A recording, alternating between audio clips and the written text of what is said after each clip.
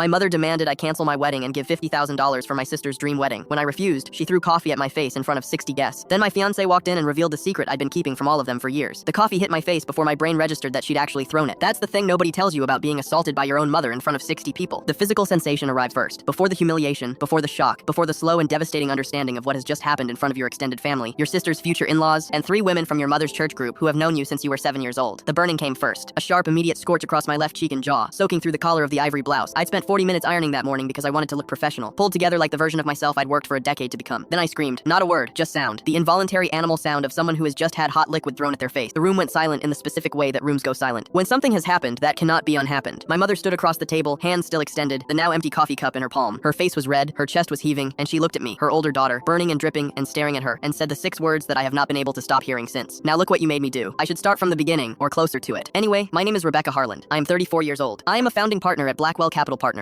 a venture capital firm headquartered in Chicago's West Loop with roughly $800 million in assets under management. I did not come from money. I came from a 3-bedroom house in Neatville, Illinois, a father named Gerald who sold commercial insurance, and a mother named Diane who ran the household like a corporation, and me like an afterthought. I put myself through the University of Illinois on a combination of merit scholarships, Pell Grants, and 2 part-time jobs. One at the campus library, one at a steakhouse on Green Street, where I worked Friday and Saturday nights until 2 in the morning. I graduated with honors, took an analyst position at a mid-market private equity firm, got my MBA from Booth at Night while working full-time, and spent the next 8 years building the professional network and track record that eventually let me co-found Blackwell with 2 partners in 2019. My sister Madison is 28. She is beautiful and charming and has never held a job for longer than 14 months. She graduated from DePaul with a communications degree that my parents paid for in full. Tuition, room, board, sorority dues, a study abroad semester in Florence that I remember being emailed about with a casual, "Isn't it wonderful?" And she has spent her post-graduation years working in marketing for companies that don't require her to be anywhere before 9:30. She's my mother's daughter in ways I have spent my adult life trying not to analyze too carefully. My fiancé Aaron Choi is 37, an ER attending physician at Northwestern Memorial with a residency from Johns Hopkins and the specific brand of Wyatt competence that comes from 10 years of making life or death decisions in real time. He is the steadiest person I have ever met. He is also, at the time of this story, the only person outside of my attorney and my accountant who knew the full scope of what I'd been doing for my family for 3 years. I had been very deliberately keeping it that way. It started the secret. I mean, in the fall of 2021, my father called me on a Wednesday afternoon. This was unusual. My father did not call without a reason, and his reasons were usually routed through my mother, who preferred to control the information flow in our family, the way an air traffic controller manages a busy runway. But this call came directly, and his voice had a quality I hadn't heard since I was a teenager. Small, compressed. "Beck, we have a situation." The situation was the mortgage. They'd refinanced in 2018 to fund, I would later learn, Madison's Florence semester and a kitchen renovation my mother had wanted for a decade. The new payment was $2.47 a month. My father's commissions had dropped significantly during CO. They were 4 months behind. The bank had sent a notice of intent to foreclose. He asked me not to tell my mother he'd called. He did not ask for money directly. He just told me the situation. But he was my father, and he sounded like a man who had run out of other options, and I had money, and so I did what I did. I called my attorney, Dana Wexler, at Harland & Pierce. Yes, same last name, no relation. And we set up a blind trust, formally named the Lakeview Family Revocable Trust, structured so that the mortgage payments would appear to C. Toidanyan Funtrine, Dating La Cochuan, Ray.